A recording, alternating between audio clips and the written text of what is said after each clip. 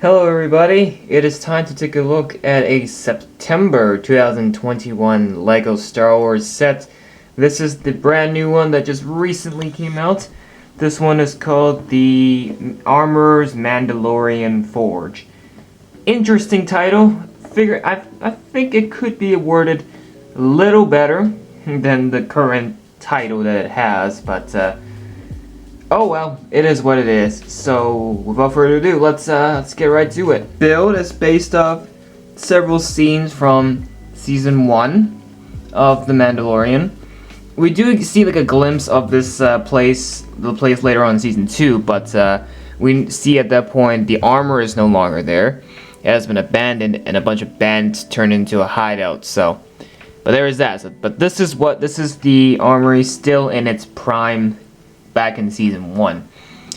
What was known about this place, of course, was the fact that it is an armory, and that's where the armorer, first and foremost, forged Mando's full Beskar armor, and just made armor for every Mandalorian in general, because in Season 1 we were told that this was part of the Mandalorian hideout, and of course when Mando first came, things weren't all sunshine and rainbows for him. There were some pretty rough Mandalorians wanting to challenge him, but the armorer was like, no, leave him alone.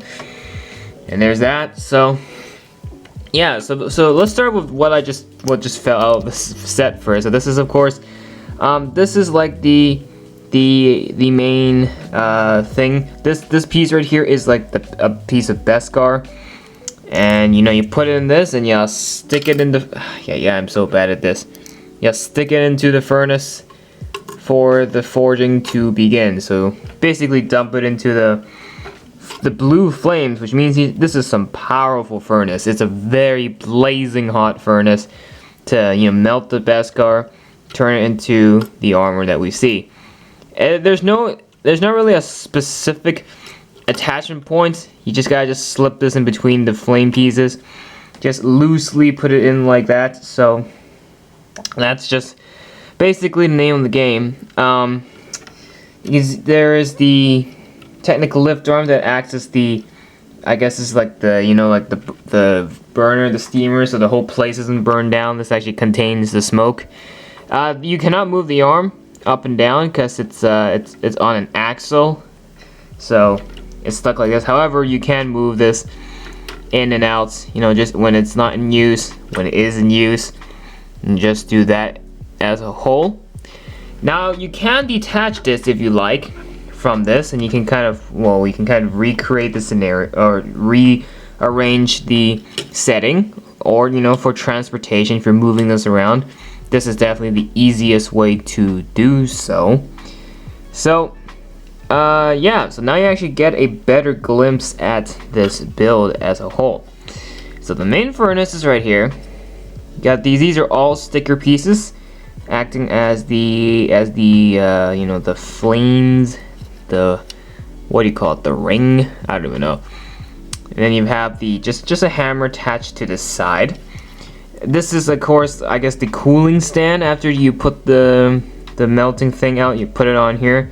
Not quite sure what that is. Maybe that's just the water bottle for the armor or something. But yeah, that is the main furnace. So this is the other part of the build. First we have this little machine here. I guess this is the actual molder that molds the melted Beskar into the armor, the helmets, you name it.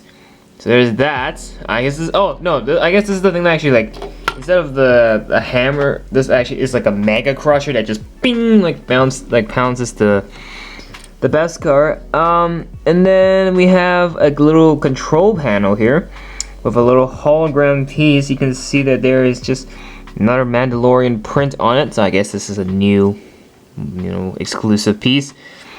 And then this is I guess this is a storage compartment, but then it looks more like the armor's workstation, because you got a sticker piece in there with a wrench and all that. So it looks more like a workstation, if you will. You can detach this whole thing. It comes off as a whole. And then you can take this off, and then inside there's just a cabinet with more Beskar, pistols, some other credits, so I guess this is like storage or just secret storage maybe for the armor, just in case. You never know. And then finally we have this.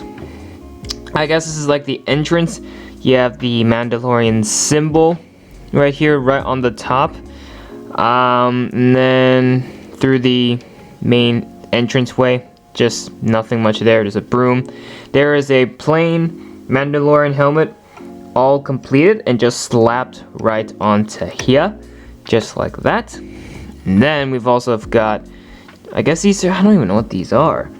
They're like ice skating pieces, but what exactly is that in the Star Wars universe? I am not quite sure, but yeah. So now let's put this back together, and in case you're wondering what it looks like from the back, there is nothing from the back. That's what it looks like, and yeah. So that's pretty much the whole build. Just overall, it's a pretty straightforward build. Has some of the important elements of the scene that they've kept here, which is great. And yeah, so overall it's not that bad. You know, it's a little bit lackluster in details, but it is what it is. So let's look at the minifigures now. Okay, it is time to look at the minifigures in this set. So there's 3 in total, so I just put all 3 of them out on the table just to, you know, keep it nice and simple. I'll start with the most common one, of course, Mando. Mando at this point is starting to become a pretty common oh god, I just dropped him. A very common figure, like Beskar Mando specifically. I think Season 1 Mando was actually becoming more rare than Beskar Mando, but this one has a jetpack. We don't have his cape here. He's got his charge rifle, his pistol. Still does not have that Pedro Pascal face. Come on, we've seen his face. He's literally given up his faceless religion for Grogu. Come on. Come on, Lego. Give us a Pedro Pascal face. But yeah, it is still a black head. So there's that. And then that's Mando. So these, of course, are the 2 new figures. These 2, of course, are the more, you know, hyped up figures in this set. Starting off, of course, we have the Armorer, who made 0 appearance in Season 2, but we did see her a lot in Season 1. Last we saw her, she was wrecking a bunch of stormtroopers, so that was pretty epic. This handle is to, I guess, attach the bigger piece, you know, when she's melting Beskar in the furnace or something. So there's that. She's got her actual hammer. Very nice. I think this is the same Gar Saxon mold piece, but I think it might be worked backwards instead. Like the spikes were put backwards because, you know, Gar Saxon had it forward. So there's that. Her outfit, pretty straightforward. Very nice prints. She does not have. This makes sense because we've never seen her face, so it makes sense to have a black head for the armor here. But Mando, come on, we've seen it. Just give us a Pedro Pascal face. But yeah, so the armor is actually not that bad of a figure, if I do say so myself. It turned out a lot better than I thought, but it is not as hyped up, at least for me personally, as Paz Vizsla. He's like that tough man that tried to square up with Din in Season 1, then later on helped him with the minigun. I think he called it HAM, like the acronym for his gun is like Heavy Artillery Machine or something, and it's just HAM. So that was pretty funny. Paz here has some really tough armor. Of course, this armor mold piece is shared the same with Wrecker, the Wrecker minifigure from the Bad Batch, so there's that. There's no print here, but there is a print on this side, the Mandalorian symbol. This is his jetpack and also his giant minigun holster, because in the show looked like the minigun ammunition was fueling into his jetpack for some reason.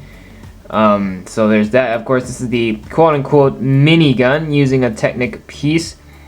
And overall, I am quite happy with this Paz Vizsla figure. I really like the way it turned out. A lot better than I expected. Of course, he does not have a face, and that makes sense. And I think this might be my favorite figure from this whole set. Paz Vizsla is done exceptionally well. So, yeah, there's that. So that's these 2. That's all the figures. These 2, of course, were the special exclusive ones.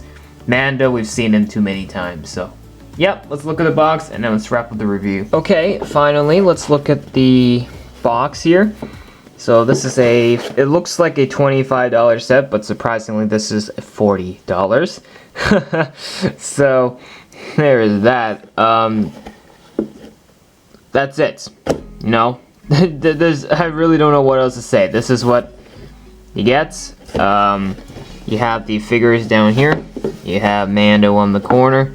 Set 7519 with 258 pieces. Here's what she looks like on the top. You turn this baby around. Just a scenery. Just straightforward play features. You know, we didn't see much play features on this anyways, so yeah. That's pretty much it. So that's the box. Just a cheap little $40 set, and yeah, I know the price is like, you know, 40 bucks for this. It's Lego Star Wars. It has always been that way. We're at this point that like we should just come to terms with it and just accept that that's the reality. That Lego Star Wars sets are always overpriced and will continue to be overpriced. So that's just the name of the game. But this is a pretty good, a little bit expensive, but for a small size Lego Star Wars set, this one is pretty good. Mando, of course, ain't new, but Paz Vizsla and the armor is definitely exclusive figures that you can get here, and these are some really good Mandalorian figures, you know? I really appreciate Lego for actually rolling out more Mandalorian TV show style sets. This was a good one to do a set on. Obviously, you can expand the, you know, the whole armory itself, make it like a lot better than what it has been given. But other than that, that's honestly all I gotta say. Like, this set is pretty good for the figures. The scenery is actually pretty good as well. You know, usually the build doesn't have a lot of details. Sure, this build still doesn't have a lot of details, but it's decent. It's acceptable, and I think you can just add to it by yourself after. So it's not that bad. So I'm gonna give this a 8 out of 10. So, and yeah, go get this set, definitely. I think this will probably one of those sets that will go up in value in the future. We will never know, but we'll see. So other than that, that is it for this video. If you enjoyed, make sure to hit that like button and subscribe to the channel for more.